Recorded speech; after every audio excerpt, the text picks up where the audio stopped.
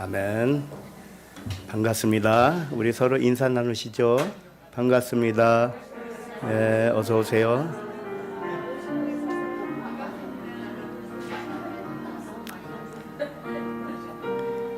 기도하겠습니다.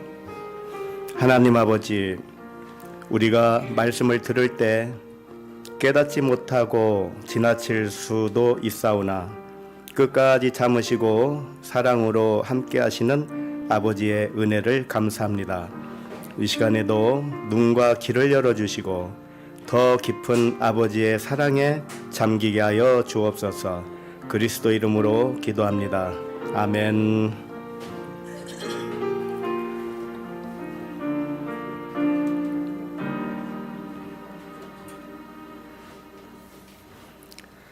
하나님 말씀은 사도행전 4장 11절로 12절입니다.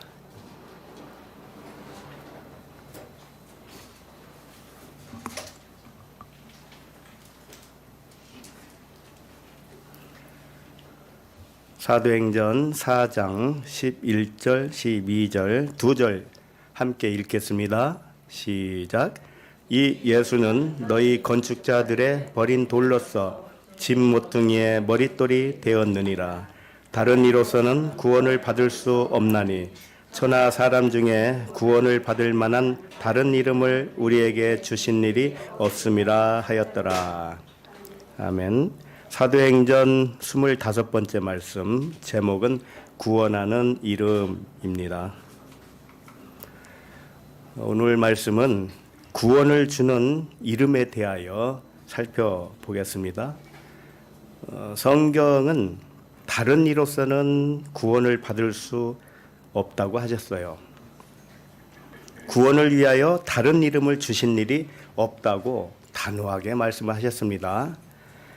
구원하기 위하여 오직 하나의 이름을 주셨다는 말씀이죠. 그 이름이 누구죠?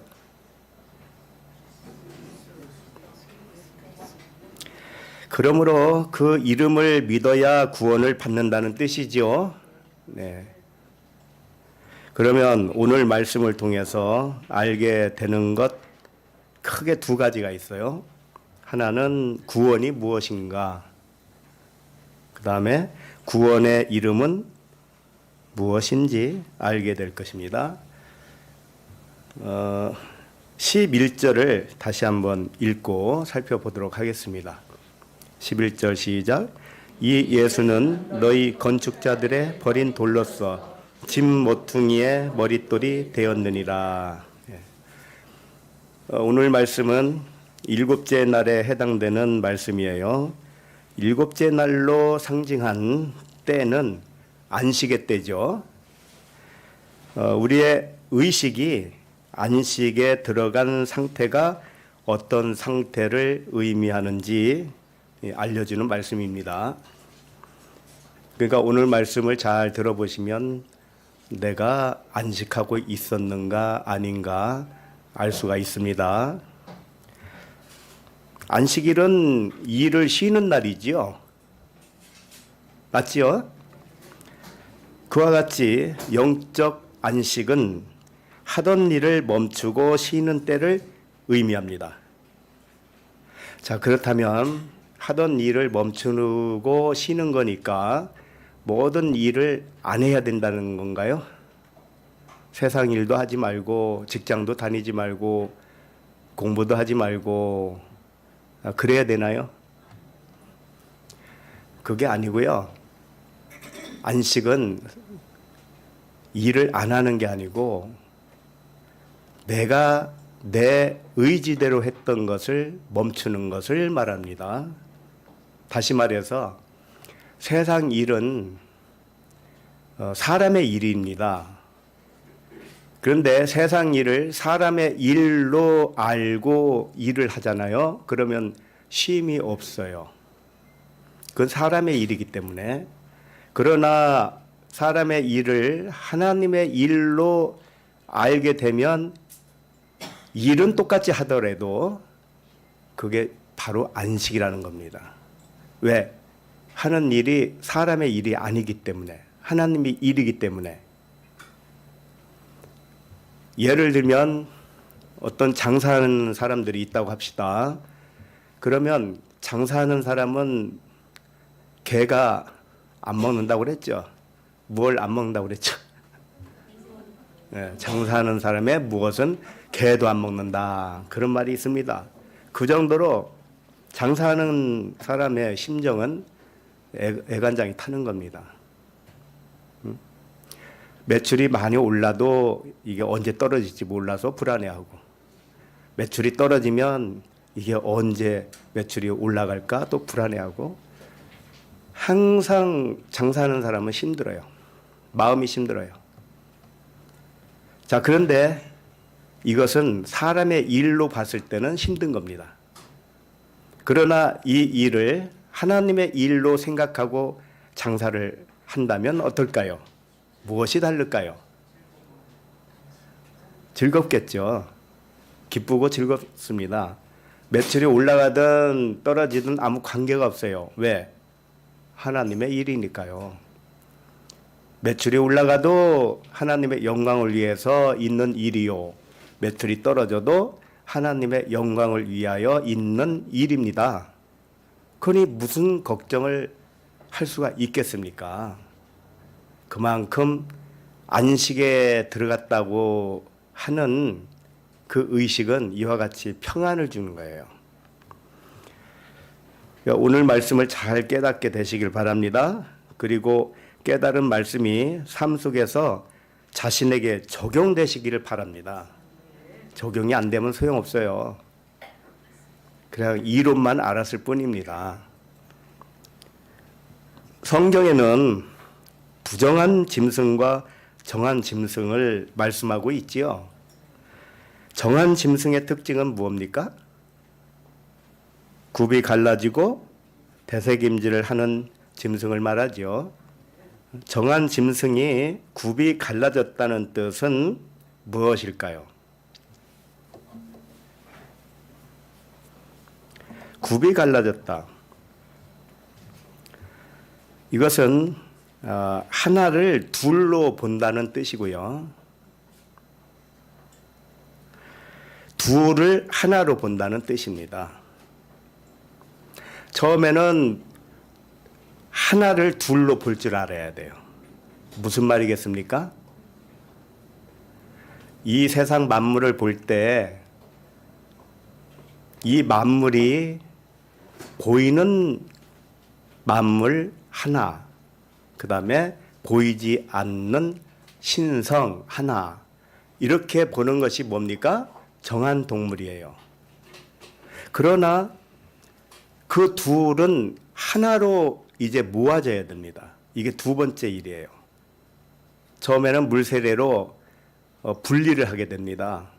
그 다음에 두 번째 불세례로 하나가 되는 것입니다. 그래서 굽은 갈라졌으나 손이 하나듯이 발은 하나잖아요. 그렇죠? 갈라졌지만 하나라는 뜻이에요. 정한 짐승은 보이는 것과 보이지 않는 것 둘로 본다는 뜻이고, 말씀을 되새김질하는 동안에 둘을 하나로 의식하게 된다는 것이 정한 동물의 의미입니다. 그 다음에 부정한 짐승은 굽이 갈라지지 않아서 보이는 만물을 보이는 대로밖에 못 봅니다. 보이는 만물 안에 하나님의 신성이 있다는 것은 생각도 못해요. 그게 부정한 짐승이란 말이에요. 그래서 대부분 많은 사람들이 이 부정한 짐승에 속한 것이죠. 굽이 갈라지지 않고 보이는 것 하나만 보기 때문에 부정한 동물인 거예요. 마찬가지로 사람의 일과 하나님의 일을 둘로 보다가 모든 것을 하나님의 일로 봐야 되는데, 이게 정한 동물인데 부정한 동물은 뭐냐? 하나님의 일로만 봐야 되는데 사람의 일로만 본다. 이게 부정한 동물입니다. 모든 일을 사람의 일로만 생각을 하는 겁니다. 그래서 염려와 근심이 그칠 줄을 모르는 것입니다.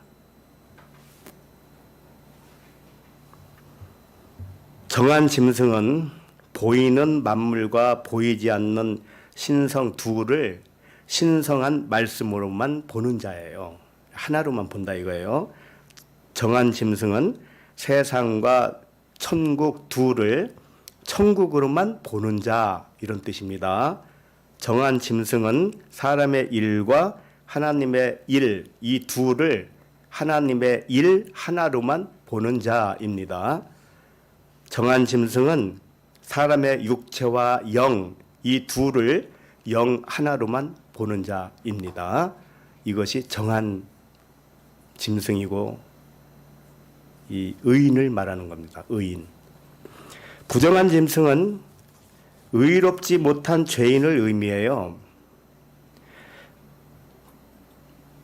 정한 짐승은 구원받은 의인을 의미하지만 이 부정한 짐승은 아직은 의롭지 못한 죄인을 의미하는 것입니다. 그러므로 구원받은 의로운 사람이라면 보이는 것과 보이지 않는 것 둘을 보이지 않는 하나님 한 분으로 보시기 바랍니다.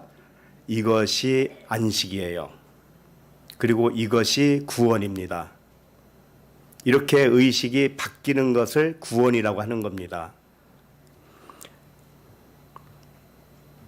이렇게 의식이 완전하게 변화된 때를 일곱 날의 안식이다 이렇게 말하는 것입니다. 이 11절을 다시 보시면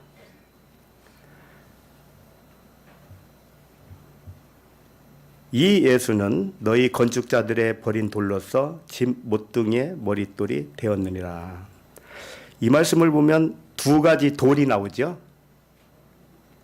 하나는 건축자들이 버린 돌, 또 하나는 모퉁이의 머릿돌. 돌이 둘이 있어요. 근데 여기서 건축자가 또 나오죠. 그래서 이 말씀에서 건축자가 누구인가, 또 건축자들이 버린 돌은 누구인가, 모퉁이에 버린 머릿돌이 무엇인가, 이 세 가지를 살펴봐야 됩니다.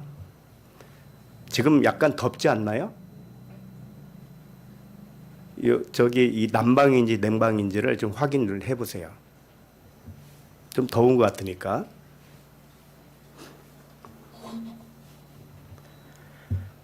건축자는 누구를 말할까요?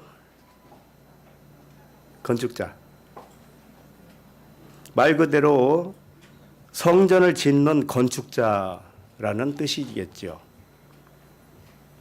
그런데 성전을 짓는 건축자가 버린 돌이 있는데 그 돌은 예수라고 하는 것입니다. 11절에 예수라는 단어는 없어요. 그러나 후토스라는 단어가 있습니다. 후토스는 자신과 똑같은 자 이런 뜻이에요.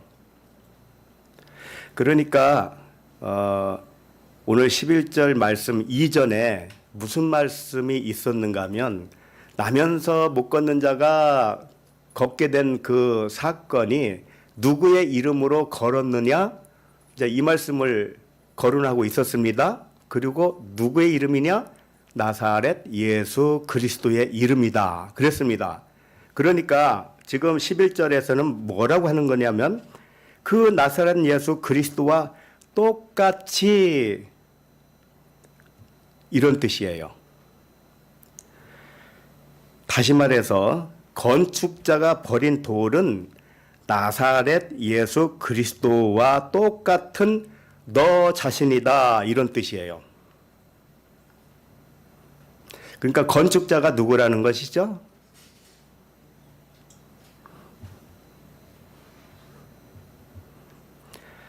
건축자는 바로 나를 의미해요. 성전을 건축하는 자는 모든 아들들을 의미하고 있습니다. 왜냐하면 우리 자신이 하나님의 성전이니까요. 그러나 처음에는 누구나 나사렛 예수 그리스도와 자신을 하나로 알지 못합니다. 그래서 자신의 이름을 나사렛 예수, 이게 무슨 뜻이에요? 하늘의 나시린이란 뜻입니다.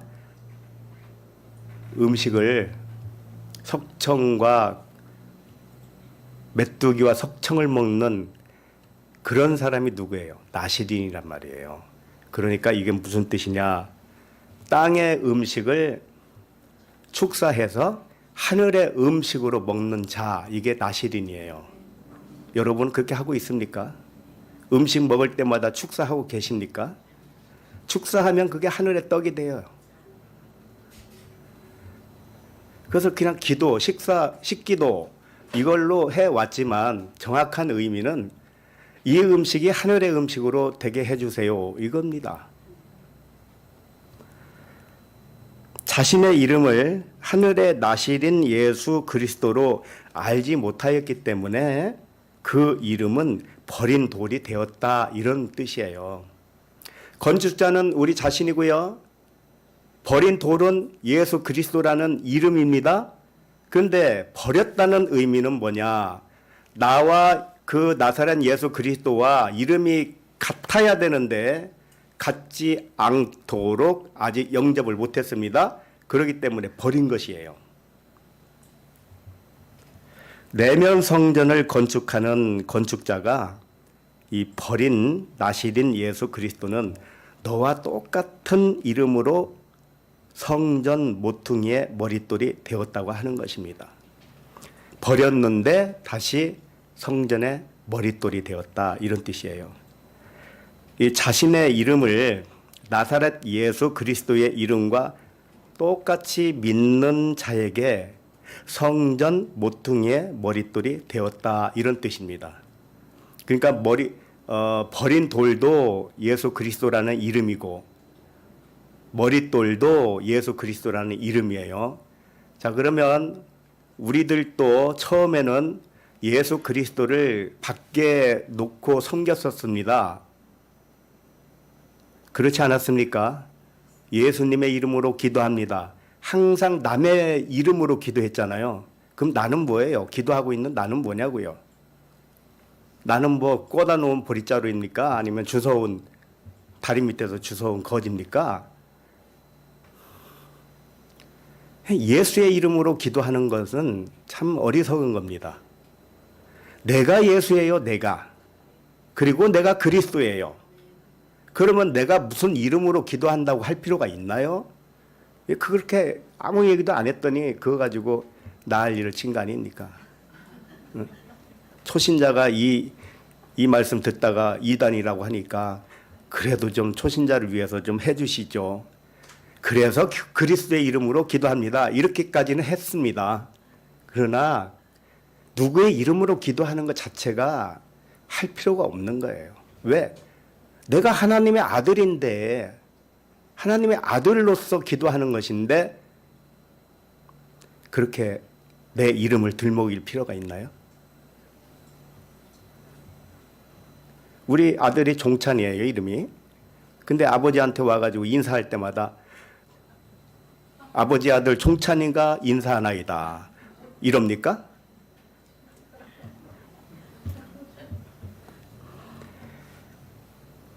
바로 그와 같이 자기 이름을 나사렛 예수 그리스도로 영접한 자가 누구냐? 나면서 못 걷는 자. 그 자가 나사렛 예수 그리스도의 이름을 영접했던 것입니다. 그래서 구원받은 것을 이렇게 표현했던 거예요. 그렇다면 우리들도 구원받으려면은 우리의 이름이 완전히 변해야 돼요. 누구와 같이 변해야 되느냐? 나사렛 예수 그리스도와 같이.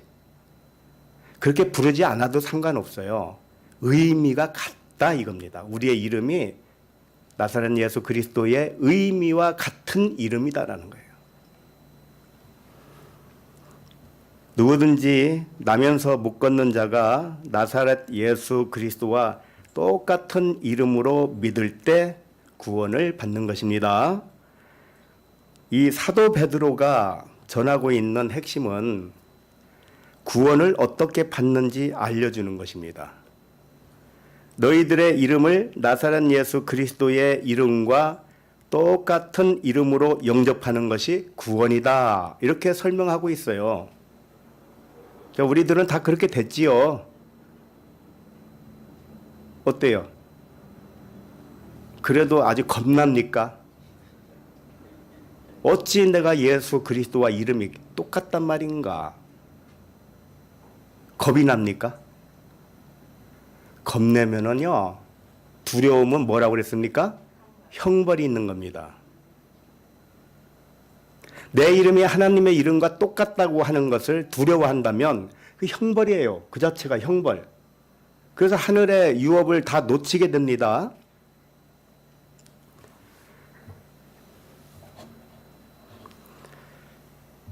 너희들의 이름을 나사렛 예수 그리스도의 이름과 똑같은 이름으로 영접하라. 이것이 구원이기 때문이다. 그러나 처음부터 그렇게 구원받지 못해요. 왜 그럴까요? 그 예수 그리스도의 이름을 자기 이름과 동일시하지 않았기 때문에 버린 돌이 된 것입니다. 맞지 않습니까? 신앙생활 수십 년을 하고 60세, 70세가 됐는데도 예수의 이름으로 기도합니다 하면서 그 예수, 20년 전에 온 예수를 기리고 있잖아요. 그건 우상을 섬기는 겁니다. 자기하고는 아무 관계가 없어요. 자기는 이름이 예수와 똑같은 이름이 아니면 예수와 아무 관계가 없습니다. 대부분의 사람들은 2000년 전에 세상에 왔던 예수를 믿고 구원받았다고 오해를 하는 것입니다. 그러나 이 오해는 예수를 육체로 알았기 때문에 그렇습니다. 예수님은 육신이 아니라 말씀이에요. 그러니 예수님을 말씀으로 믿어야 되는데 예수님을 육신을 따라서 믿었다 이 말씀입니다. 예수님은 말씀이 육신이 되어 오신 그리스도예요. 예수를 그리스도로 알면 예수는 아브라함이 나기 전부터 있었던 그리스도입니다. 예수님이 그러셨죠. 아브라함이 나기 전부터 내가 있었느니라. 어찌 예수님이 아브라함보다 더 먼저 있었다고 할 수가 있겠습니까? 그것은 예수로 보면은 이해가 안 되는 것인데 예수를 그리스도로 보라는 거예요. 말씀으로 보라는 겁니다. 그러면은 그분은 태초부터 계셨던 분이죠. 태초부터 하나님과 함께 있었던 말씀인 거예요.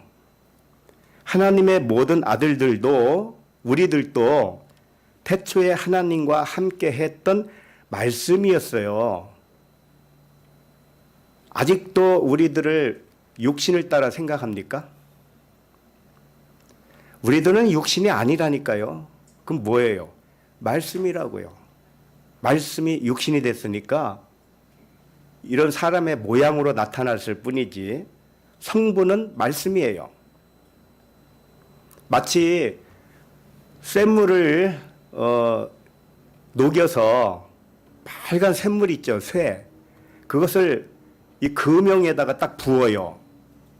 그러면은 이런 컵 모양으로 나올 수도 있고 각종 모양으로 나오지요.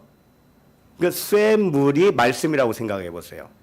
말씀이 주조를 하니까 육신이 된 거지요.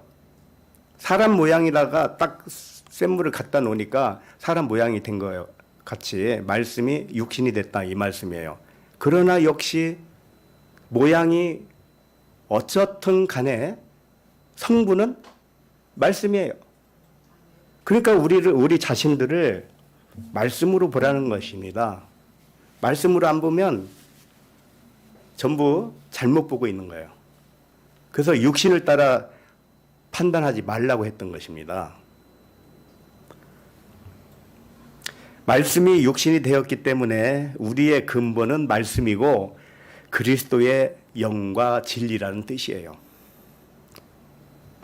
그러므로 건축자는 나 자신이고요. 건축자가 버린 돌도 자기 이름이에요. 그리스도라는 자기 이름을 버린 겁니다. 버린 돌이 성전의 머릿돌이 된 것도 나 자신인 겁니다. 내가 내 이름을 그리스도로 안 믿으면 내 그리스도라는 이름을 버린 것이고 다시 내 이름을 그리스도로 영접을 했으면 바로 그리스도는 너라는 거예요. 성전의 머릿돌이 되었다 이렇게 표현하는 것이죠. 나 자신은요 단 하나의 독생자 아들입니다. 독생자 아들이에요. 우리가 단 하나예요. 하나. 우리는 이렇게 여러 모양으로 나타났지만 하나님 전체 안에 들어가 있으면 단 하나의 아들밖에 없어요. 그런데 우리 각자가 자기 이름을 알지 못하면 자기 이름을 버린 돌이 되는 것입니다. 그렇지 않겠어요? 돌은 그리스도를 의미하잖아요, 항상. 그러나 처음에는 그리스도의 이름을 버렸으니까 버린 돌이 된 것이고 나중엔 예수 그리스도를 자신의 이름으로 영접할 때가 옵니다. 그때는 그리스도의 의식이 나의 머리가 되는 것입니다. 이렇게 되는 상태가 언제냐? 안식이란 말이에요.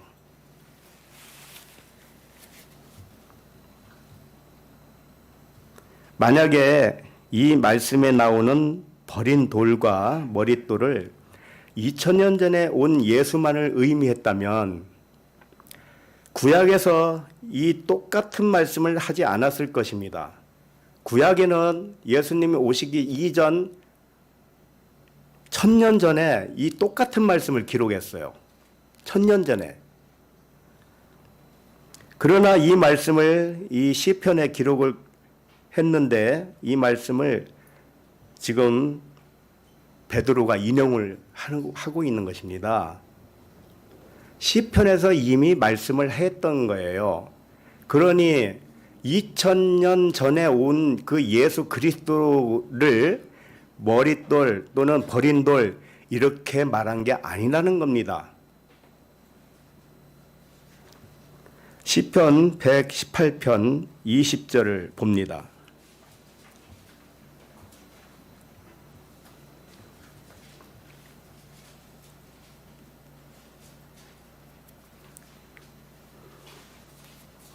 시편 118편 20절.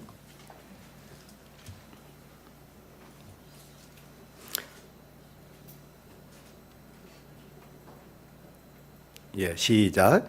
이는 여호와의 문이라 의인들이 그리로 들어가리로다. 여호와의 문. 의인들이 여호와의 문으로 들어간다는 뜻은 무엇인가?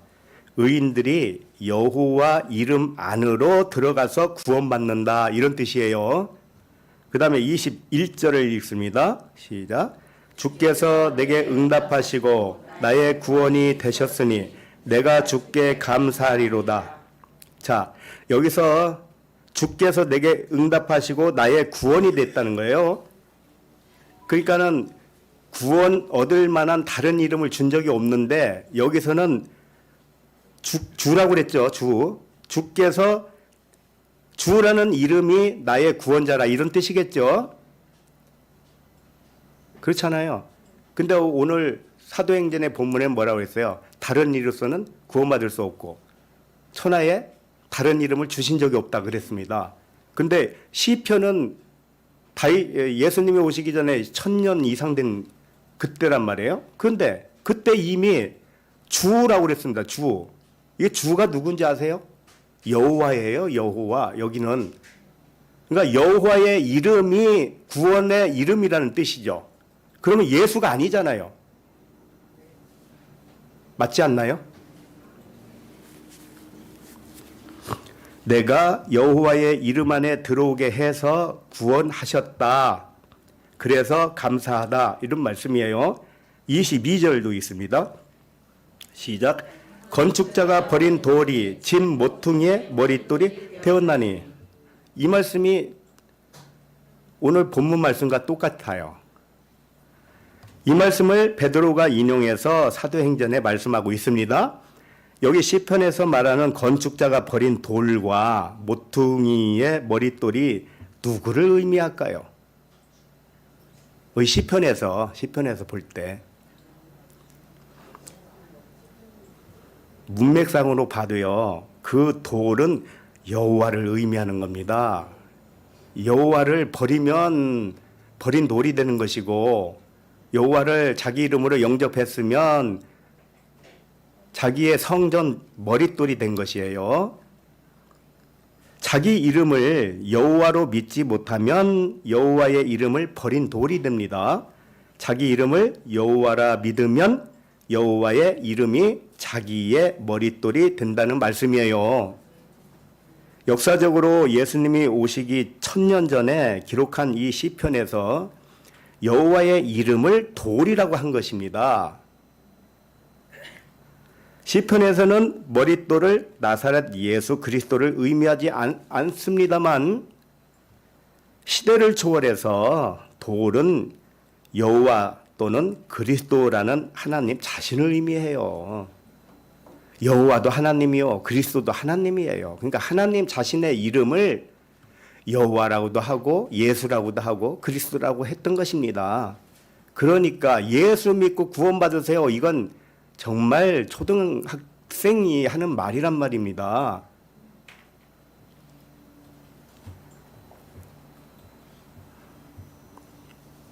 (26절을) 봅니다. 26절 시작. 여호와의 이름으로 오는 자가 복이 있으며 우리가 여호와의 집에서 너희를 축복하였도다. 뭐라고 하고 계셔요? 여호와의 이름으로 오는 자. 네? 하나님의 아들 이름이 여호와의 이름이라는 거예요. 여호와와 같은 이름이라는 뜻이죠. 그래서 이 백성, 복 있는 백성이 누구냐?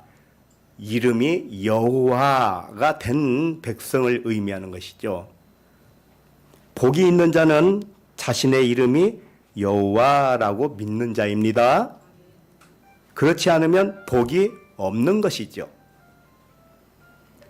여호와 이름이 유일한 복이라는 뜻입니다. 다시 말해서 자신이 구원을 받을 만한 이름은 이 시편에서는 여호와의 이름이라고 한 것입니다. 예수님 오시기 전에 구약 사람들은 어떻게 구원받았겠어요? 자기 이름이 여호와라는 이름으로 구원받았다는 뜻입니다. 신약에서는 내 이름이 예수 그리스도라는 이름으로 구원받았다, 이런 뜻입니다. 그러나 여호와든 예수 그리스도든 하나예요. 누구 하나의 이름이냐? 하나님 이름이에요. 그러니까 우리들은 하나님 이름과 동일한 이름을 가진 자예요. 그러면 우리가 누구라는 겁니까? 우리도 동일한 하나님이라는 뜻입니다. 왜? 천지 만물에 하나님밖에 없으니까요. 전부 하나님밖에 없어요. 하나님 님자 붙이니까 좀 그러는데 전부 하나밖에 없습니다. 하나밖에 없어요.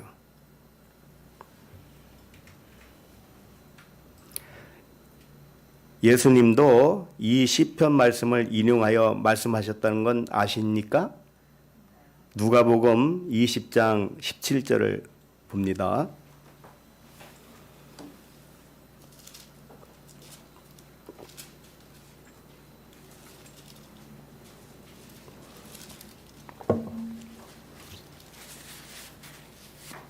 누가복음 20장 17절 시작.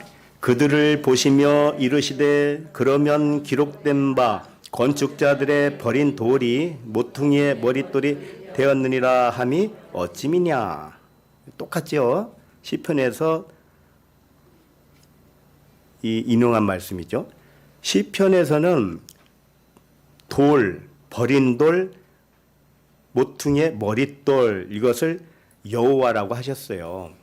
여호와의 이름입니다. 그 돌은 시대를 초월해서 하나님 자신을 의미하는 것입니다.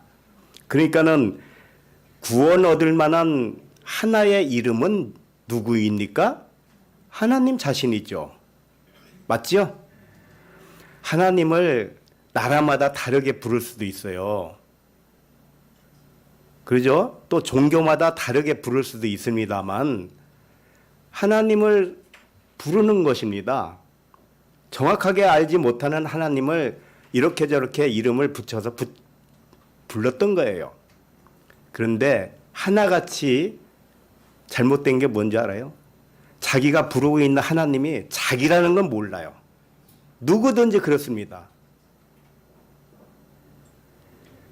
나 이외에는 다른 신을 두지 말라고 그랬는데 그게 무슨 말입니까? 나 이외에.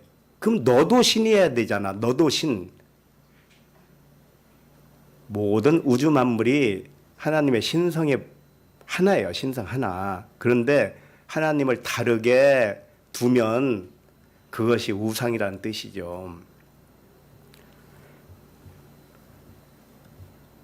우리가 하나님 자신과 이름이 같으면 우리 자신도 하나님이고요. 하나님의 부분이 되는 것입니다.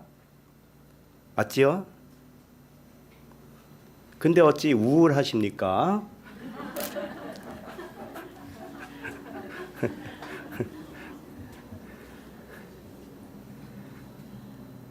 경건해야 하나님이 좋아하시는 줄 아시는 모양인데 가장 하나님이 좋아하시는 것은 뭐냐?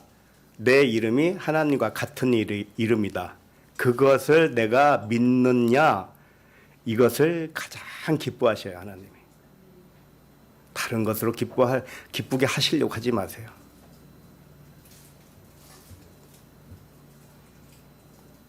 (18절도) 읽어볼까요?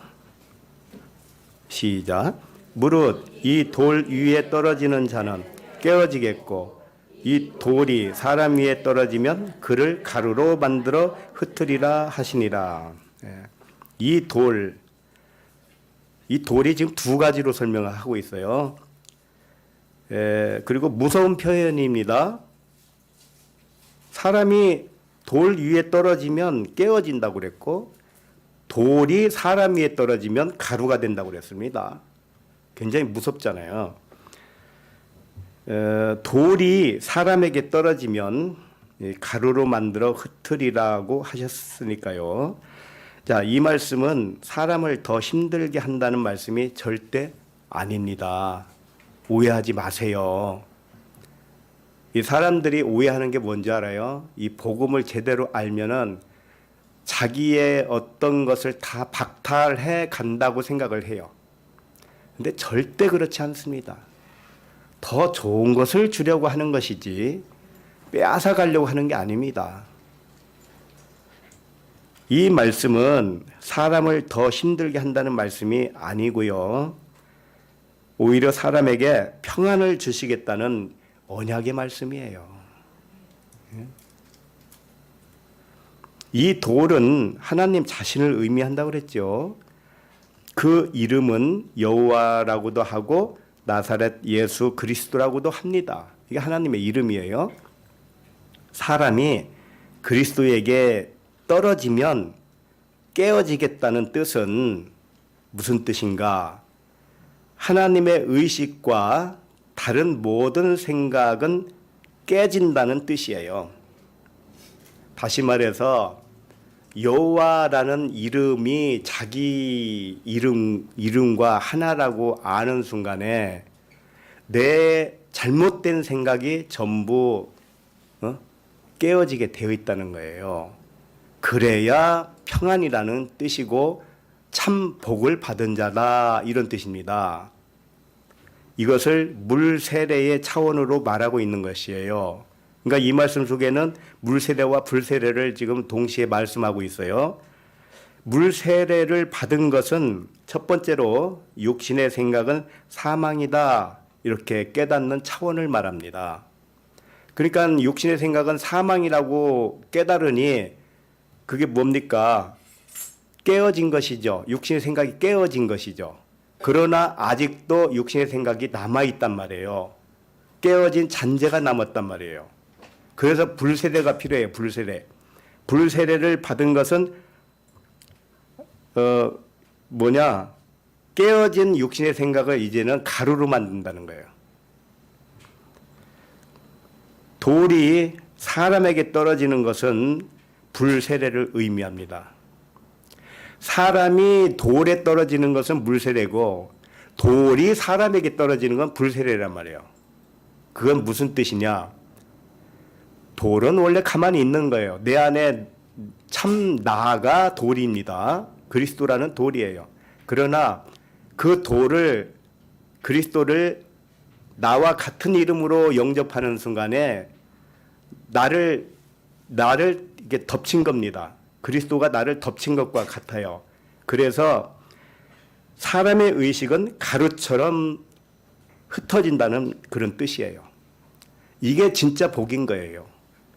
다시 말해서 하나님의 사랑과 평안 외에는 어떠한 육신의 생각이 들어오더라도 티끌같이 여기겠다, 이런 말씀입니다.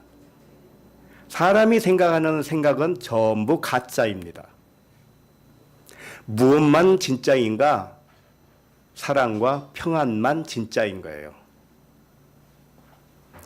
사람은 환상을 만들어낸 생각에 사로잡혀 있습니다. 환상에 살아요. 왜? 일어나지 않은 일을 계속해서 상상하기도 하죠. 또 일어났다고 해도 그것을 헛것이라고 생각을 못합니다. 늘 그저 사람의 일로만 보는 거예요. 세상 일을. 그러나 하나님의 일로 보면 얼마나 자유하겠습니까?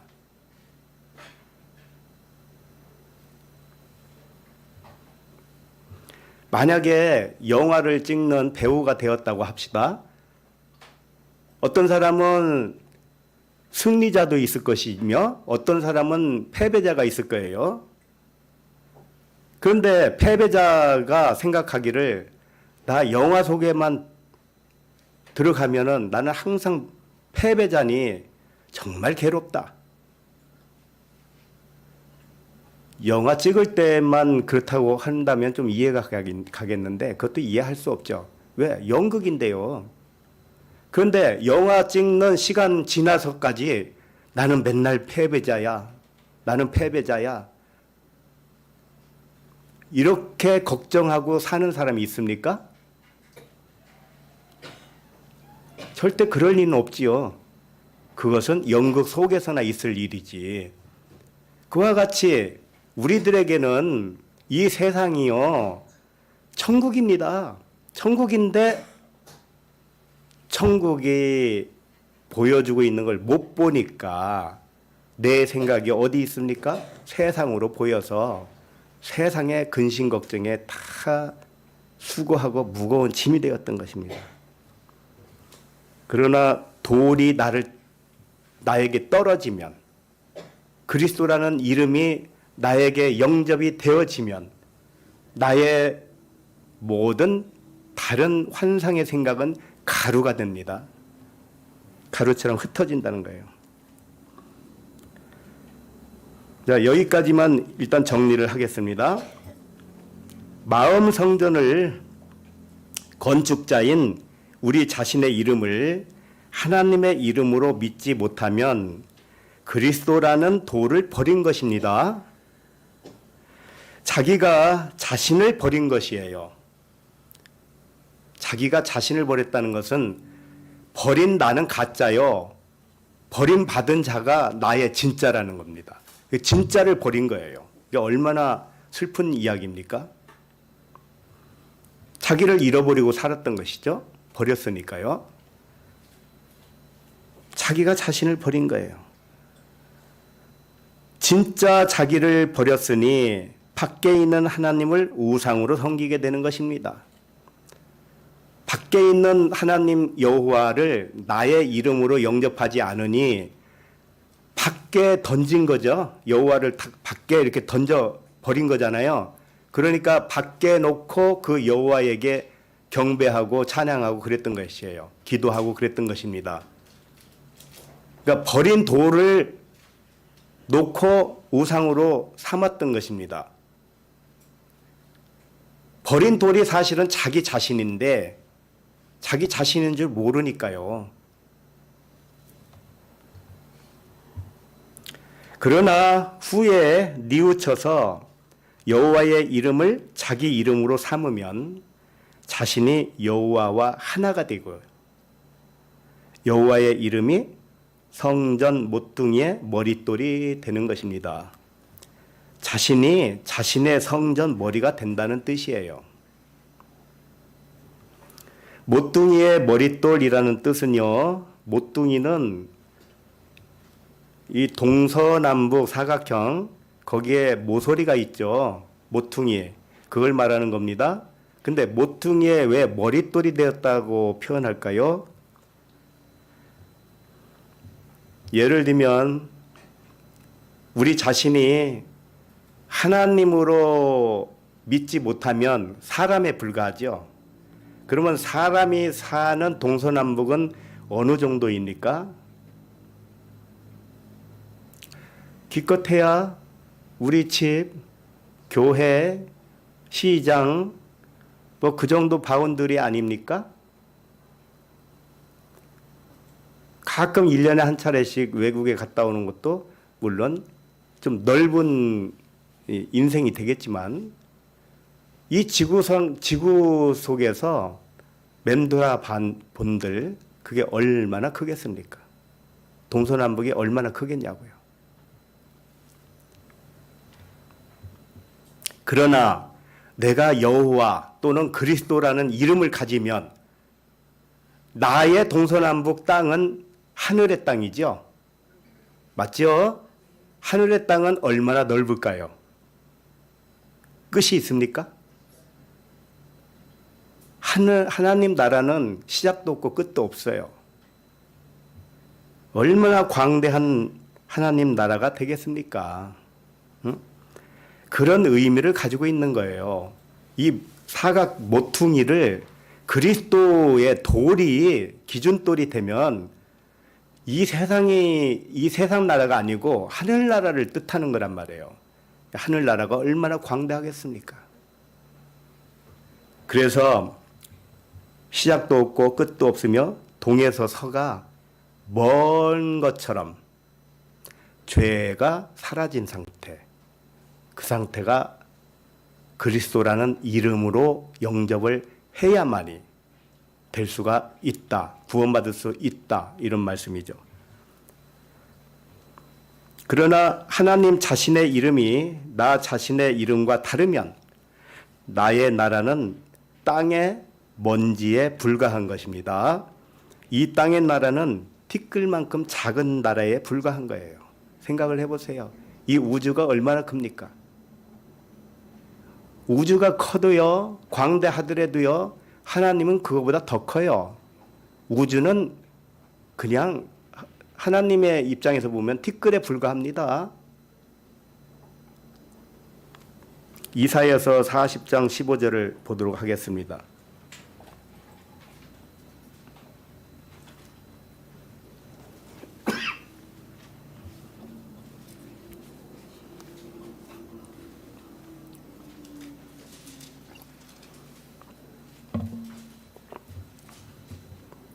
이사야 40장 15절 시작. 보라, 그에게는 열방이 통해 한 방울 물과 같고 저울의 작은 티끌 같으며 섬들은 떠오르는 먼지 같으니라. 하나님에게는 우주 만물이 한 방울의 물방울과 같이 작은 것이라는 뜻이에요. 우주 만물이 그냥 물 한 방울에 지나지 않아요. 하나님에게는. 그리고 모든 세계가 저울에 붙은 작은 티끌과 같아요. 저울에 티끌이 붙으면 저울에 영향을 주든가요? 전혀 안 줍니다. 티끌은 있으나 마나한 거예요. 모든 지구상에 있는 섬들은 얼마나 보잘것없는 작은 것이냐 하면은 먼지와 같다 이렇게 표현한 것이에요. 그러므로 나 자신의 이름을 하나님의 이름으로 영접하면 그때부터 자신이 하나님과 똑같은 나라에서 산다는 겁니다. 그래서 하나님과 하나로서 하나님 나라에서 한계가 없이 산다 이런 뜻이에요. 우리는 한계가 없어요. 육신으로 생각하면 한계가 있습니다. 분명히. 그러나 우리의 이름이 하나님과 같은 이름이 되는 순간부터 한계를 벗어나는 것입니다. 육신은 여기 가만히 있어도 끝없는 여행을 할 수도 있고요. 우주 만물 어딘가도 갔다 올 수 있어요. 순식간에 갔다 올 수 있어요. 그래서 진리가 너희를 자유케 하리라. 그런 말씀을 하셨던 것이죠. 말씀의 진이가 뭐냐? 아무것도 분리하지 않고 경계를 두지 않는다는 뜻입니다. 우리는 자유한 영혼이에요. 자유한 영혼은 경계를 두지 않는 생각을 의미하는 것입니다. 지성소와 성소에 가로막힌 휘장이 찢어지는 순간 성소와 지성소가 하나죠. 그건 땅과 하늘이 하나다 이런 뜻이에요. 그렇게 되면 무슨 경계든지 다 무너뜨린 것입니다. 사람 생각에는 경계가 얼마나 다양하게 많이 있는지 아십니까? 사람 생각은요, 그냥 경계 투성입니다. 그러나 나를 믿는 자는 나보다 더 큰 일을 하겠다고 그랬습니다. 우리에게 경계가 없어지면 우리가 상상하는 일 이외에도 얼마든지 할 수 있다는 겁니다. 그러나 사람의 생각은 제한이에요. 항상 제한적입니다. 그러니까는 안 되는 거예요.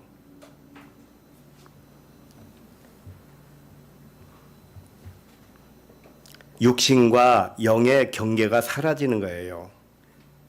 그러니까 사도 바울이 그랬잖아요. 내가 몸 안에 있는지 몸 밖에 있는지 모르거니와 하나님은 아신다고 그랬죠. 그게 자기가 신으로서는 알 수 있다 그런 뜻이에요. 그러니까 우리는 육신으로 생각하지 마요. 우리의 존재를 육신으로 생각하지 마시고 우리의 존재를 이 천국 전체의 나라가 내 나라라고 생각을 하셔야 됩니다. 말씀으로 어디든지 갈 수 있는 자유로운 말씀이에요. 제한을 두지 말라는 겁니다. 유형의 세계와 무형의 세계의 경계가 사라집니다. 이런 삶을 살고 싶지 않습니까? 이런 삶을 살면 생각이 너무 넓어져서 걱정거리가 없어져요. 그 사람에게는. 근심 걱정이 없어진단 말이에요. 근심 걱정이 왜 생긴 줄 알아요?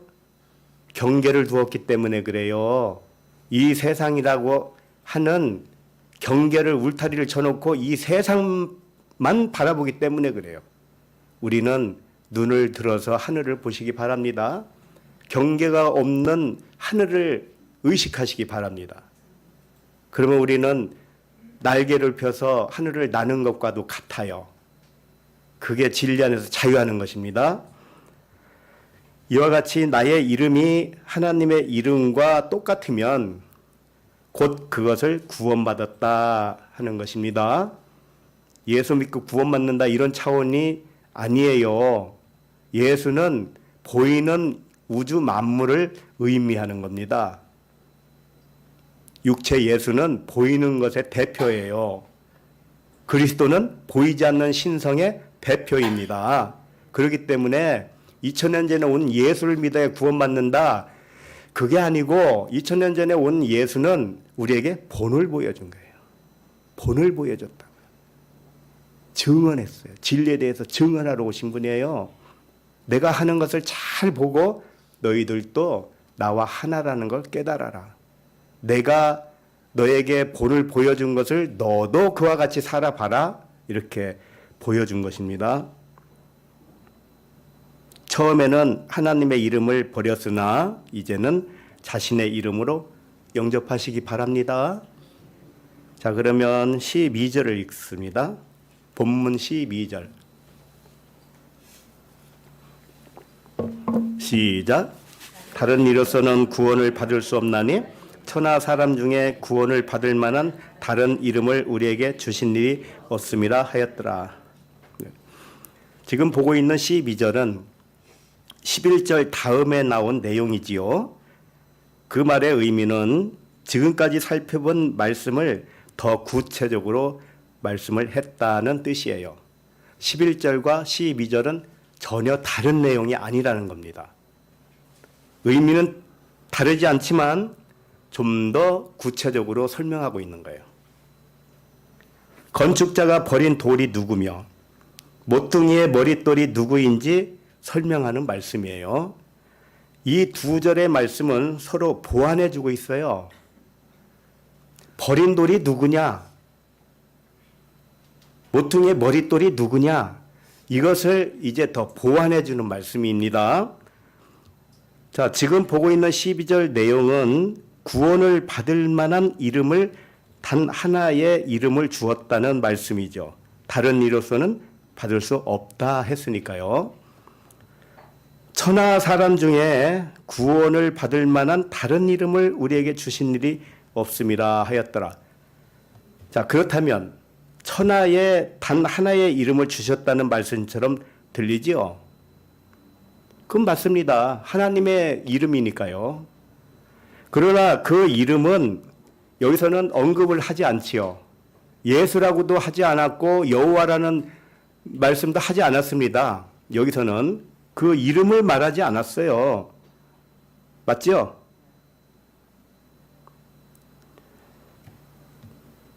그러나 그 하나의 이름이 누군지 기독교인들은 안다고 하실 것입니다. 우리에게 구원 줄 만한 이름이 누구라고 생각했습니까? 예수님 아닙니까? 예수님. 맞죠?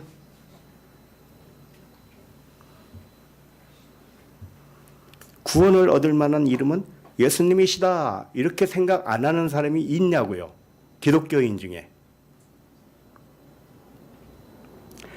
만약에 그 말이 진실이라면 시편에서는 왜 여호와의 이름으로 오는 자가 복이 있다고 하셨을까요? 시편에서도 예수의 이름으로 오는 자가 복이 있다 이래야 되잖아요. 근데 왜 시편에서는 여호와의 이름으로 오는 자가 복이 있다?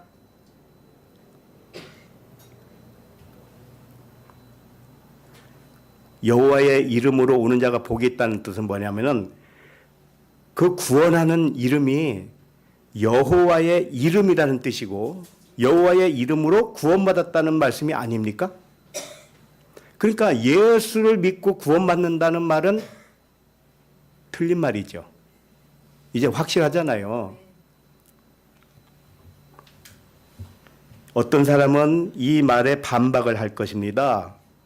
구약시대에는 그리스도를 여호와라는 이름으로 불렀기 때문이지요. 이렇게 말한다고요.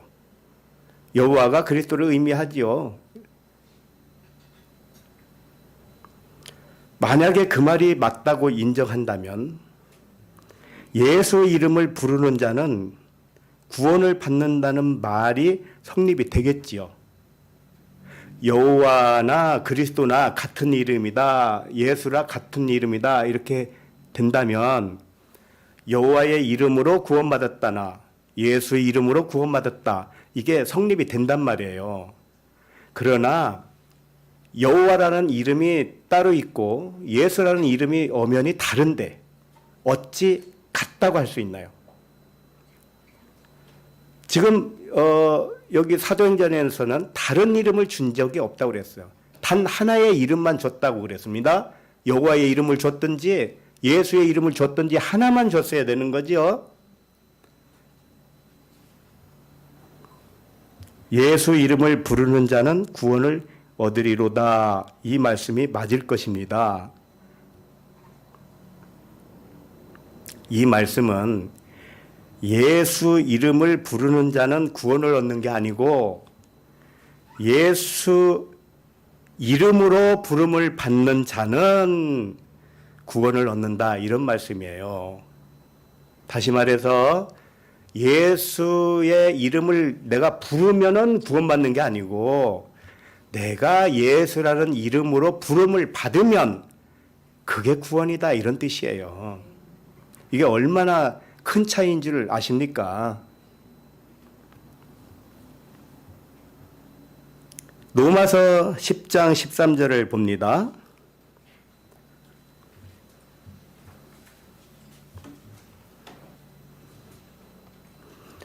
로마서 10장 13절.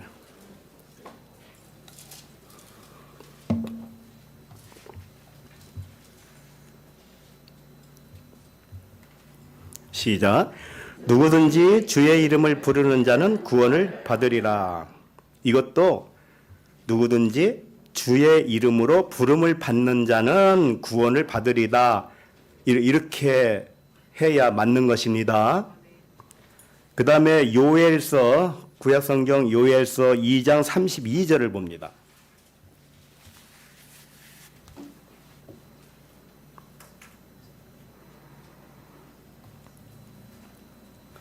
요엘서 2장 32절.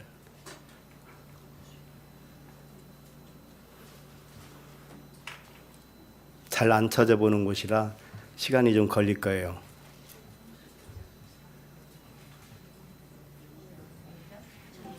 (2장 32절)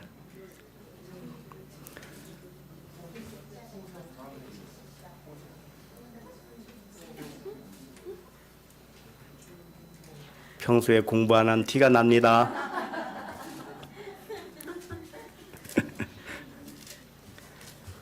찾으셨으면 함께 읽겠습니다. 시작. 누구든지 여호와의 이름을 부르는 자는 구원을 얻으리니. 이는 다 여호와의 말대로 시온산과 예루살렘에서 피할 자가 있을 것이며 남은 자 중에 다 여호와의 부름을 받을 자가 있을 것입니다. 다 볼 수는 없으니까 누구든지 여호와의 이름을 부르는 자는 구원을 얻으리니.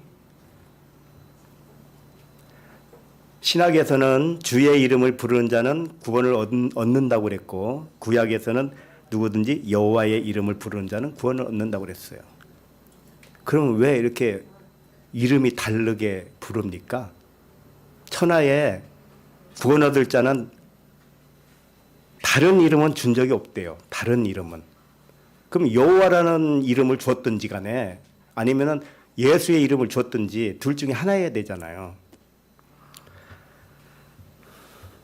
이 요엘서 2장 32절도 누구든지 여호와의 이름으로 부름을 받는 자는 구원을 얻으리라, 이렇게 번역을 해야 되는 것입니다.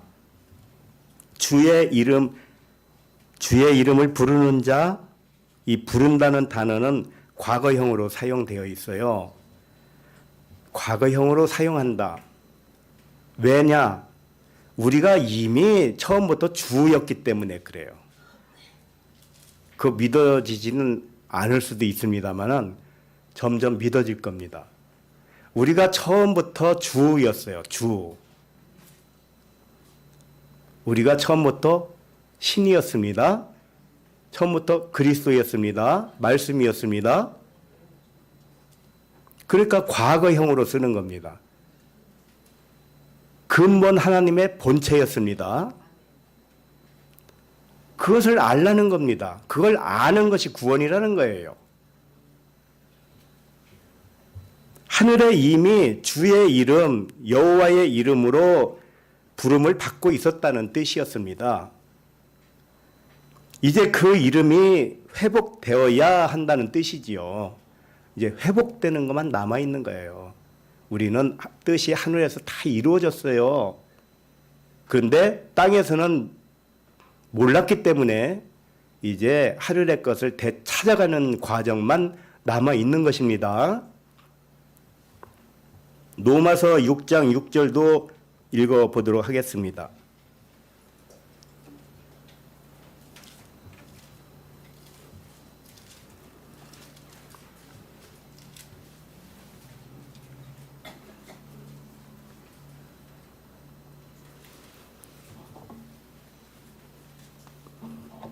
로마서 6장 6절 시작. 우리가 알거니와 우리의 옛사람이 예수와 함께 십자가에 못 박힌 것은 죄의 몸이 죽어 다시는 우리가 죄에게 종 노릇하지 아니하려 함이니. 우리가 알거니와 무엇을? 우리의 옛사람과 예수는 함께 십자가에 못 박혔다는 것을 안다, 이런 말씀입니다. 자, 우리의 옛사람과 예수는 함께 십자가에 못 박혔습니다. 근데 우리가 언제 예수와 함께 십자가에 못 박혔나요? 예수를 본 적도 없고. 근데 어떻게 예수와 함께 십자가에 못 박혔어요, 우리가? 역사적인 예수와 십자가에 못 박혔다는 뜻이 아니겠죠? 십자가를 진리로 깨달으면, 십자가는 항상 진리를 의미합니다. 진리의 십자가로 깨달으면 나의 옛사람이 예수로서 죽은 것입니다. 그러니까 내가 누구라는 거예요? 나의 겉사람, 옛사람이 예수라는 뜻이에요. 우리의 옛사람. 겉사람, 속사람 이렇게 표현도 하잖아요. 그러니까 옛사람, 겉사람이 예수라는 겁니다. 예수가 역사적으로 오셔서 죽어줌으로써 그리스도로 구원을 얻는다는 것을 보여주셨어요. 그와 같이 우리도 똑같은 길을 걸어가고 있었던 것입니다. 죽어서 생명의 그리스도를 구원하는 자, 이게 예수예요. 예수의 뜻이 뭡니까? 자기 백성을 저희 죄에서 구원할 자잖아요. 그러면 자기 백성이 누굽니까? 나의 백성 누구예요? 그리스도잖아요. 그리스도. 우리 자신의 영과 진리가 그리스도란 말이에요. 근데 그리스도가 잠자고 있습니다. 잠자고 있는 동안에는 구원이 아니죠. 그래서 이 옛사람, 겉사람이 예수로서 죽어줘요. 죽어주면 누가 산다는 거예요? 그리스도가 살아나는 거죠. 그러니까 누가 구원을 한 겁니까? 나의 옛사람이 그리스도를 구원했잖아요. 내가 옛사람으로서 예수로서 죽어줌으로 인해서 그리스도를 구원했다는 뜻이에요.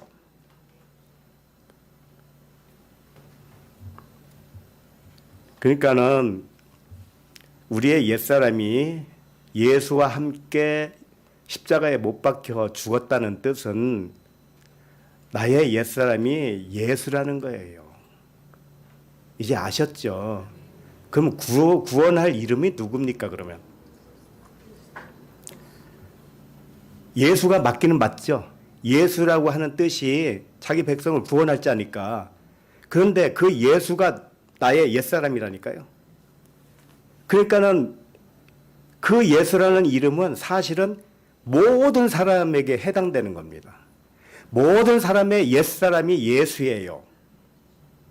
그리고 모든 사람의 옛사람 안에 속사람이 있습니다. 그게 그리스도예요. 그리스도가 구원받았다. 그럼 구원받게 하는 이름은 누구냐? 예수인데 너의 옛사람이다. 이런 뜻입니다. 그러니까 우리에게 다른 이름을 준 적이 없다는 뜻은 너의 옛사람이 내가 준 이름이야. 하나님이 그렇게 말씀하시는 거예요. 너의 옛사람, 이름으로는 뭐 박성규 이렇게 부르겠죠. 그러나 그건 이 땅에서 지은 이름에 불과한 것이고 의미상으로 보면 너는 네 영혼을 구원할 자 예수라는 뜻이에요.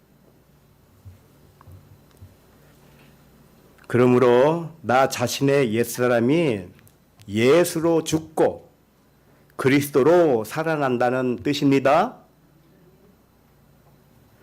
이와 같이 옛사람의 예수의 몸으로서 이미 죽은 것으로 깨달으면 어떻게 달라지겠습니까? 다시는 죄에게 종노릇하지 않게 된다, 이런 뜻입니다. 자, 죄란 무엇일까요? 죄의 종로로 하지 않는다고 그랬습니다. 옛사람이 예수로서 죽으면 더 이상 죄를 짓지 않는다 이런 뜻입니다. 그러면 죄가 뭐예요? 죄는 자기가 그리스도인 것을 모르는 것을 죄라고 해요. 그리스도를 버려버렸어요. 내 이름으로 알지를 못하니까.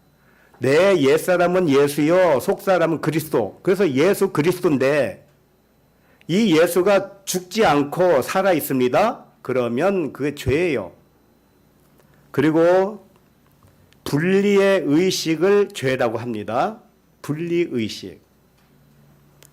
둘을 하나로 볼 줄 모르고 분리하고 있는 것.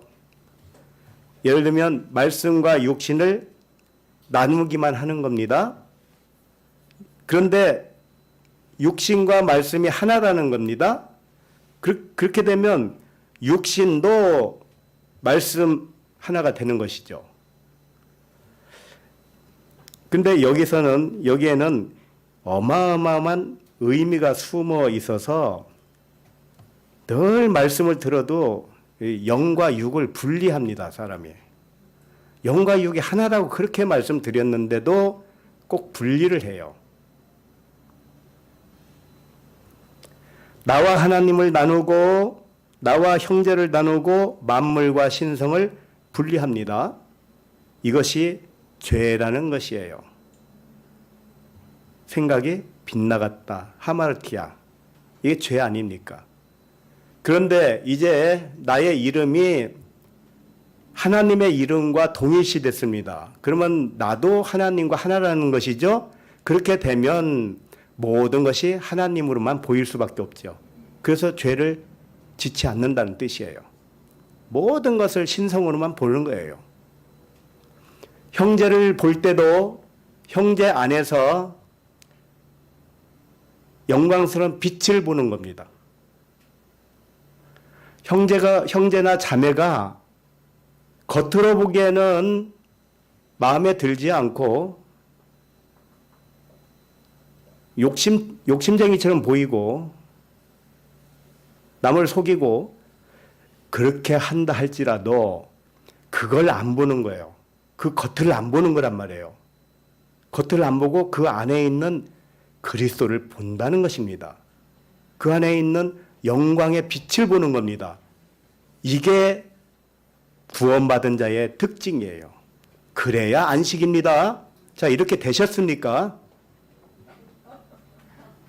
웃는 거 보니까 아직 안 됐어요?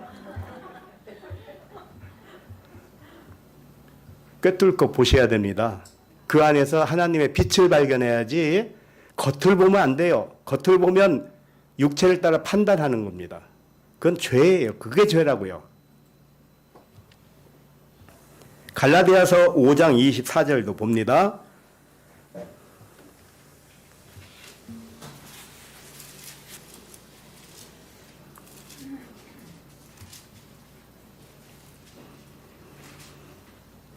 갈라디아서 5장 24절 시작. 그리스도 예수의 사람들은 육체와 함께 그 정욕과 담심을 십자가에 못 박았느니라.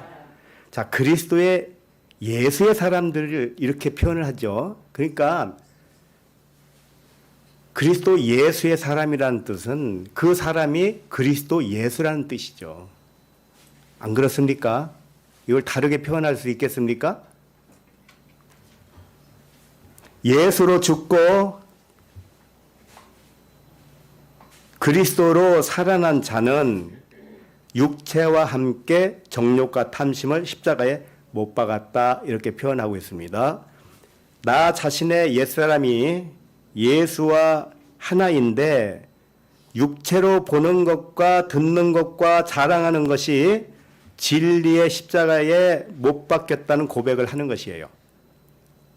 그러니까 삼일길로 표현하는 거죠. 육체, 그 다음에 또 뭡니까? 정욕, 탐심, 이 세 가지. 이것을 십자가에 못 박았다. 그 사람이 누구냐? 그리스도 예수의 사람이다. 이겁니다. 우리가 곧 그리스도요 예수와 같은 이름이라는 거예요. 자, 골로새서 4장 11절도 봅니다. 골로새서 4장 11절.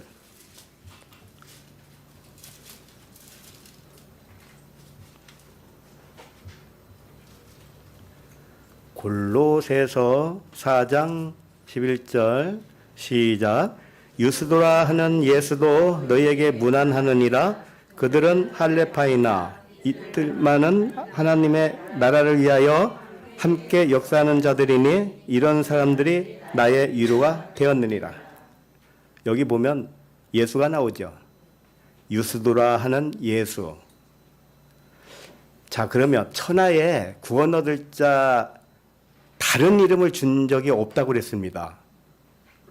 그럼 그걸 예수라고 합시다. 그러면 유스도도 예수잖아요. 그럼 유스도도 구원자예요?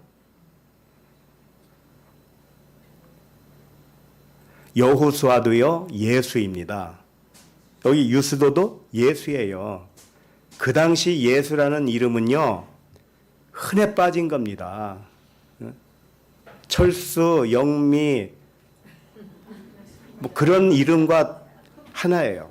그렇게 흔한 이름이었습니다, 예수가. 근데 천하에 구원 얻을 만한 다른 이름을 준 적이 없다 했을 때 그것을 예수라고 한다면 예수가 얼마나 많은데요. 그러니까 예수라는 이름 하나만 줬다는 뜻이 아니고 너 자신을 하나님의 이름으로 주었다, 이런 뜻입니다. 만약에 오늘 말씀대로 구원을 받을 만한 다른 이름을 주시지 않았다고 하시고 그 단 하나의 구원자가 예수라면 유스도라 하는 예수도 자기 백성을 구원할 자가 아닙니까? 무조건 예수는 다 구원받을 자니까요. 그렇기 때문에 그 역사적으로 온 예수, 그 예수만을 의미하지가 않아요. 이미 살펴본 대로 구원의 이름은 여호와였습니다. 구약에서는 여호와였어요. 구원을 얻을 만한 오직 하나의 이름이 이제 아닌 것을 알았지요. 이름은 다양하게 쓴다는 겁니다. 이름은 다양하게 쓰지만 그 다양한 이름이 하나님이라는 거예요. 하나님의 이름이라는 겁니다. 단 하나의 이름은 하나님의 이름이에요. 그것만 주었다, 이런 뜻이죠. 그리고 그 시대에 예수라는 이름은 흔한 이름이었으니까요.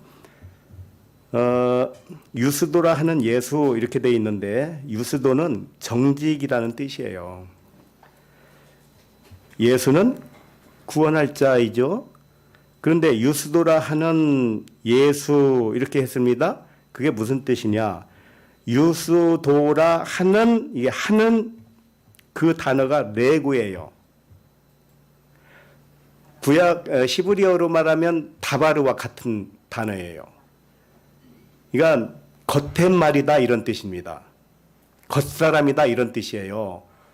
그러니까 유스도는 진리되는 그리스도를 의미한다면 유스도의 이름이 예수니까 예수는 겉사람의 이름이다, 이런 뜻입니다. 우리의 옛사람이 예수와 함께 십자가에 못 박혔다고 그랬죠? 그러니까 우리의 옛사람이 누구였어요? 예수잖아요. 그와 같이 유스도는 내적인 자신 그리스도를 의미했다면 예수는 유스도의 겉사람 이름이 예수다, 이런 뜻입니다. 유스도는 정직한 그리스도를 의미하는데 예수라고 부르는 이름은 죽어야 할 겉사람의 이름이라는 뜻이에요. 우리들의 이름은 홍길동이라는 예수입니다.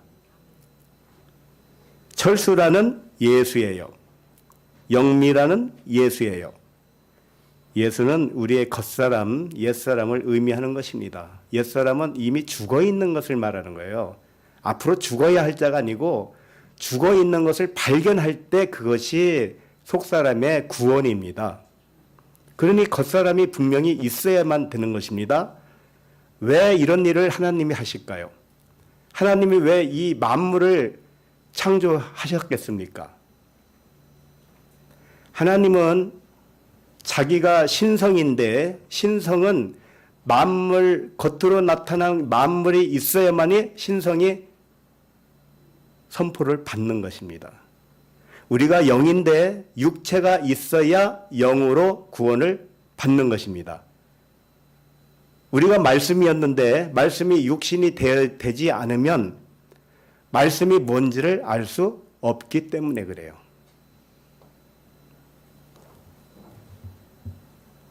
옛사람이 십자가에 죽었다는 뜻은 본래 죽어있는 육신의 생각이라는 이 깨달음을 의미하는 거예요. 말씀이 육신이 됐으면 말씀이 진짜지. 근데 육신이 말씀이잖아요. 근데 육신을 말씀으로 못 보면 그냥 육신으로만 봅니다. 그러면 그것이 잘못 본 거죠. 육신을 육신으로만 보면 허상을 보는 거예요. 육신을 뭘로 봐야 돼요? 말씀으로 봐야 진짜 잘 보고 있는 것입니다. 디모데전서 1장 16절을 읽습니다.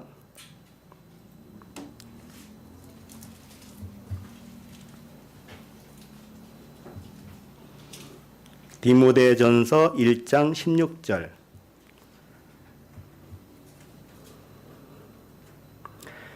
시작. 그러나 내가 긍휼을 입은 까닭은 예수 그리스도께서 내게 먼저 일체 오래 참으심을 보이사 후에 주를 믿어 영생 얻는 자들에게 본이 되게 하려 하심이라.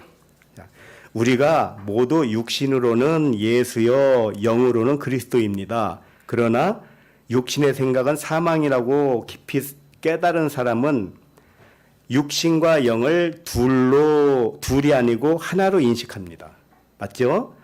예를 들면 아무리 악하고 어리석고 나를 공격하는 사람을 볼 때도 그 외형을 따라 판단하지 아니하고 그 사람의 내면에 있는 그리스도의 영광을 본다는 것입니다. 이것이 구원이에요. 그런데 오늘 그 디모데 전서 1장 16절 끝에 보면 주를 믿어 영생 얻는 자들에게 본이 되게 하려 하심이라. 역사적으로 온 예수 그리스도가 우리에게 영광스러운 존재가 되는 이유는 우리에게 본을 보여줬다는 것입니다. 굉장히 어려운 삶을 사신 거예요. 일체 오래 참으심을 보였다고 그러잖아요.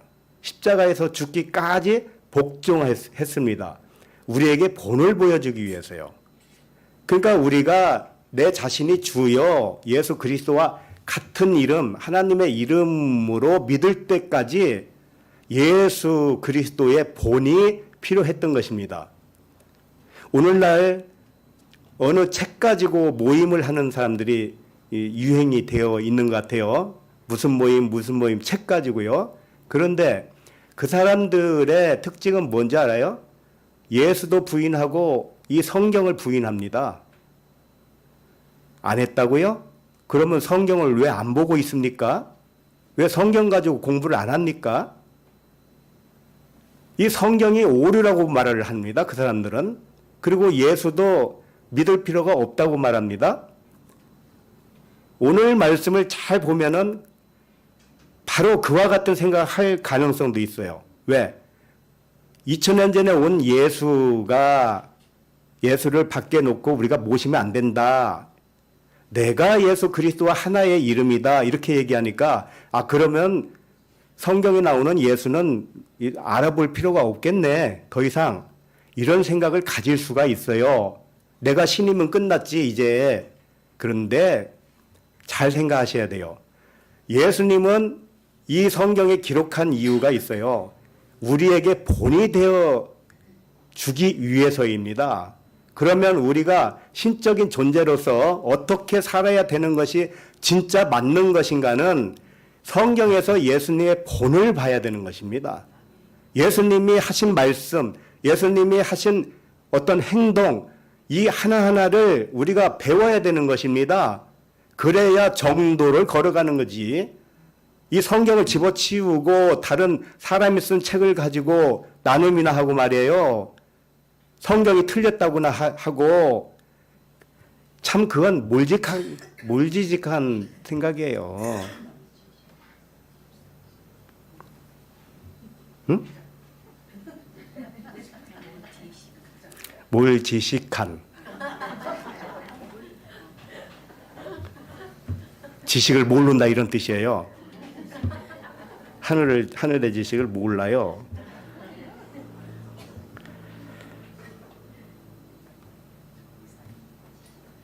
우리가 모두 육신으로는 예수요, 영으로는 그리스도입니다.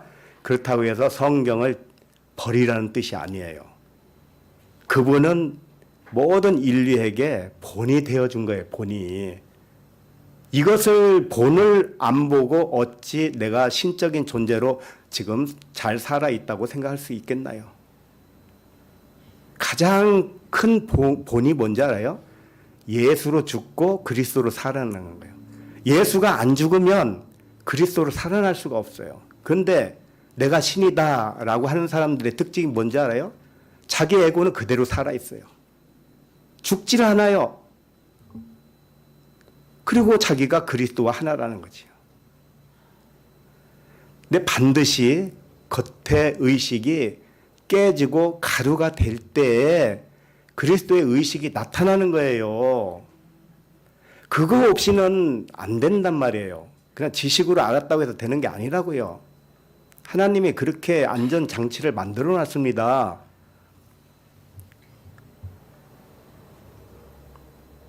자, 그러면 정리를 하겠습니다. 나의 옛사람이 예수의 이름이에요. 나의 속사람이 그리스도의 이름입니다. 나의 이름을 겉사람으로 부르는 예수 성규, 이렇게 부르고 죽었다는 것입니다. 성규는 죽었어요, 이미. 나의 이름을 그리스도 예수와 하나인 것으로 살아난 것입니다. 그렇다면 역사적으로 오신 예수님은 우리에게 무슨 의미가 있느냐? 후에 믿어 영생 얻는 자들에게 본이 되게 하려 하심이라, 이렇게 말씀하셨어요. 예수님의 오심은 우리에게 본이 되기 위해서다. 예수님의 본을 따르면 넉넉한 구원을 얻을 수 있다. 예수님의 말씀과 예수님의 그 오묘한 행동이 나에 관하여 증언한 것으로 믿고 본을 따라야 되는 것입니다. 그래서 예수 그리스도가 위대한 것이에요. 누구도 죽기까지 복종한 자가 예수와 같은 자는 없었어요. 역사적으로도. 근데 그 예수 그리스도는 우리에게 본을 보이기 위해서 그 고난을 자처했던 것입니다. 이렇게 겉사람이 죽어야 속사람으로 영광이 나타나는 것이다. 그런 것입니다. 우리의 의식이요, 깨지지 않으면, 육신의 의식이 깨지지 않으면 그리스도의 의식으로 살아갈 수가 없어요. 그 초월적 의식은 나타나지가 않습니다. 그래서 생각이 깨지고 가루가 되어야 그때 비로소 초월적 의식이 발현되는 거예요. 그래서 모든 것을 겉으로 안 보게 되는 것입니다. 그때부터는. 이게 진짜 복이라는 겁니다. 근데 성경은 이상하죠. 단도직입적으로 너의 겉사람은 예수란다, 이렇게 말해주면 속 편하겠죠. 너희들이 다 예수다, 이렇게 말해주면 아주 속 편하겠죠. 근데 왜 그렇게 안 할까요? 왜 이렇게 돌려서 얘기하는 것처럼 할까요? 이렇게 말씀을 여러 군데 찾아봐야 좀 믿어질까 말까 하잖아요. 내가 예수라니, 내가 그리스도라니, 이거 안 믿어지거든요. 근데 왜 직접적으로 너의 속사람은 그리스도다, 이렇게 말을 안 했을까요? 이와 같이 속 시원하게 말씀하지 않으시고 비유로만 말씀을 하신 이유가 무엇일까요? 왜냐하면 비유를 깨닫는 절차를 통하여 하나님의 나라가 임하기 때문에 그래요. 깨달아야 그것이 하나님 나라예요. 깨달을 필요 없는 그 정보 제공에는 깨달음이라는 게 없습니다. 거기에는. 예를 들어서 너희들이 신이야, 너희들이 예수고 그리스도야, 이렇게 말을 직접적으로 하잖아요. 그러면 깨달을 게 뭐가 있습니까? 거기에? 그리고 그것은 깨달을 수 없어요. 그냥 정보를 알려준 것뿐이죠. 그러나 성경의 곳곳에 찾아보면 내가 누구라는 것을 알려주고 있기 때문에 그렇게 해서 깨달아야, 응? 보물찾기 하듯이 깨달아야 값진 것을 알 수 있지 않겠느냐. 그 깨달음을 통해서 천국이 임하는 거 아니냐, 이겁니다. 그래서 성경보다 더 확실한 예언서가 없어요. 확실하고 오류가 전혀 없는 진리의 생명책이 이 성경책입니다. 그 생명책은 성경 66권이에요. 이걸 귀중히 여기시고, 다만 여기서 깨달음이 없이 문자로 읽으면 소용이 없어요. 그 속에 영과 진리를 발견하셔야 값진 것이 됩니다. 예, 기도하겠습니다. 하나님 아버지, 모든 아들들에게 나사렛 예수 그리스도의 이름으로 구원하시는 은혜를 감사합니다. 예수는 나의 옛사람과 하나이고 나의 옛사람이 죽은 자라는 진실을 깨달을 때 더 이상 보이는 것을 보이는 것으로만 알고 있는 죄를 멸하여 주심에 감사를 드립니다. 영을 구원할 단 하나의 이름은 육신이다 하심을 감사합니다. 보이는 만물이 예수요, 보이는 세상이 예수요, 보이는 육신이 예수였으니 보이는 것을 보이지 아니하는 하나님의 신성으로 알게 하심을 감사합니다. 그러므로 육신의 눈으로 보는 것과 육신의 귀로 듣는 것과 육신의 자랑하는 것을 멈추게 하여 주옵소서. 이와 같이 요구하시는 이유는 하나님의 사랑과 평안을 주시기 위함인 줄로 믿습니다. 감사드리며 그리스도 이름으로 기도합니다. 아멘.